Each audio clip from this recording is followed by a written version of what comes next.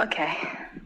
The first question is, how do you let go of someone who you thought was the love of your life? By loving them as much as you can. Without being with them? Doesn't matter. Focus on how much you love. Come into perfect alignment with who you really are, and everything that you want will then come into alignment for you. But how do you imagine someone else when you can't stop thinking about one person? Isn't that effort? Yes. And if we are talking about, as in the first question today, we're talking about, are you thinking the thoughts or are you receiving them? So are you conjuring the imagination or are you receiving it? So what happens if you're standing in the middle of something and you're trying to get someone to go away? Now your vibrational stance is one of repulsion. In other words, it doesn't work, but what you're actually doing is keeping away from yourself the inspiration about what you are looking for. Isn't that interesting? You cannot push against anything. You cannot push against anything without putting the equal pressure on yourself. So how do you allow then? How do you allow when you... Well, what is the feeling of allowing? What does allow feel like? What is it that you're looking for in a new relationship? What are you wanting? Fun, amazing experiences, expansion. All right. So are you saying to us that given where you are standing, you cannot find that? I can. Then do that. But what I don't get is, if I keep thinking about my experience with this person and thinking that he was the love of my life, how do I move on to the new, that's something I don't... Well, here's the thing. If you focus upon the aspects that are in harmony, that feel good as you focus upon them, then you continue to create the vibrational atmosphere that allows everything that you want to then flow into your experience. You see, we are appreciating this conversation because you are demonstrating the way a lot of people are still approaching what deliberate creation is. It feels like you are saying yes to you and no to you, and yes to you and no to you, and yes to this and no to this. And really, you are, but you have been saying all of that for a rather long time. And you've created a consensus of who you are and what you really want. If you're having a lot of boredom, you're asking for a lot of stimulation. If you're having a lot of not fun, you're asking for fun. The life experience, the synthesizing, the sorting, the sifting through the contrast of life has caused you to identify in a vibrational way everything that you are looking for. And in fact, that's the reason that you are beginning to feel such dissatisfaction about where you are. Think about this. Because life caused you to create it to be more than it is. So when you look at what is, it feels uncomfortable because it's not the more that you've created. Are you following? So if you could accept yourself as a vibrational being who is emitting vibrations, and if you could hear us when we say, you have control over the vibration, but you have to be more general in your approach, because if you get too specific, then you keep activating the way you feel already, and you just keep producing more and more resistance that doesn't let what you've created into your experience. Also, there's the feeling in your physical world, which we love you so much, but you are much more action-oriented than is good for you. And we don't mean that we're trying to talk you out of action, but inspired action is so wonderful. And efforting action, there's such a difference between doing something because you want to make something else happen and finding inspiration that inspires the action. We've been talking about that in all of the days that we've been together. So when you accept that you are a vibrational being, and that you live in a vibrational universe that is attraction-based, and you don't try so hard to omit this and include this and omit this and include this, because after all, you've been already doing that. You do that all day, every day. Your preferences are known by you and by all that is. So if you trust that you are a worthy being, and we know that takes some doing. We've talked more on this cruise about that than any other time that we've been with any other group of people, about how to create and prepare your personal vibrational atmosphere so that you are more allowing of what you've already created. Do you remember step 1, step 2, step 3? Do you remember it? And do you understand why we talk about creation in those 3 steps? Because the vibration of the asking is different than the vibration of the receiving. There's much more resistance in the process of the asking than is necessary in order to receive what you're asking for. That was the sifting and the sorting process. You've done that. Now it's time to stop asking. It's like, this is going to seem odd to you, but we have to give you this analogy because it is so applicable. It's like you have a boy in your family, and you have decided that it will be his job to take the garbage out. He'll gather it up and he'll take it out. He'll take it out of the house. He'll take it to the curb. He is the garbage handler. You decided that for him. He didn't decide it for himself. You assigned it to him. And so you ask him to do it. But no garbage moves anywhere.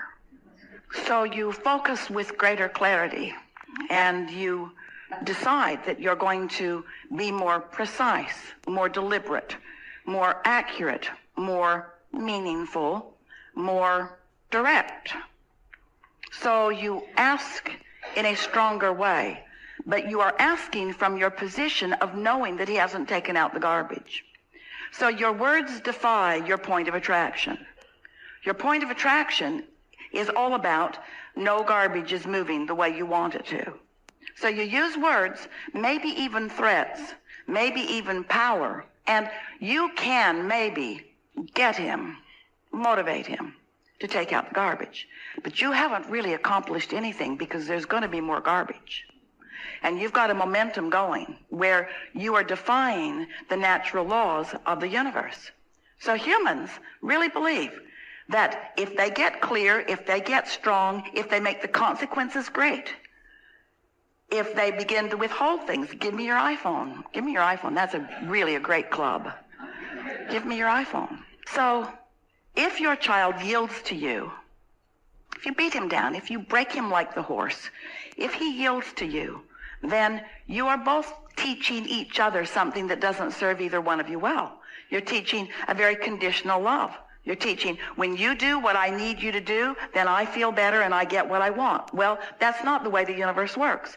And he's teaching you, if he does it, if he yields to your disconnection, if he yields to your demands and your power, if he yields to your words, if he yields to your action, if he yields to anything other than his pure desire to be of value, then he is teaching you conditional, and in the same way that you are teaching him. So let's take this analogy, and you'd like the garbage to go, and it isn't going, and you see someone very capable of doing it, and you know what a willing person this is. You've seen the willingness on many occasions. So you don't make an edict, you don't make a commandment, you don't make a demand, you don't make a work chart. Instead, you appeal. They're taking out the garbage. Instead, you appeal to the aligned part of him. You love him. You acknowledge his value. You feel appreciation for who he is. You acknowledge all of the positive aspects about him. You turn yourself inside out in your love and appreciation of him. You acknowledge his value. You watch for evidence of his willingness. You appreciate him. You do not let his behavior be the reason that you find your vibrational atmosphere. You take care of your vibrational atmosphere apart from that, apart from everything, in fact.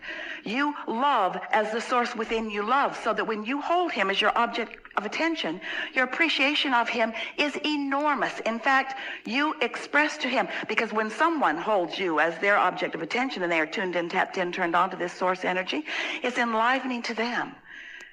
And without offering words or commands or demands, as you see this person as the willing person as he is, as the cooperative person that he is, as a person who wants to be part of a productive whole, who cares about being of value, who wants to be of value, who was born to be of value, who was born to follow inspiration, as you no longer do that thing that you do that causes him to resist you, to put out his umbrella, to resist the well-being, then he wakes up in the morning dreaming, with a feeling, with a thought, with an impulse. He's inspired to the behavior, you see.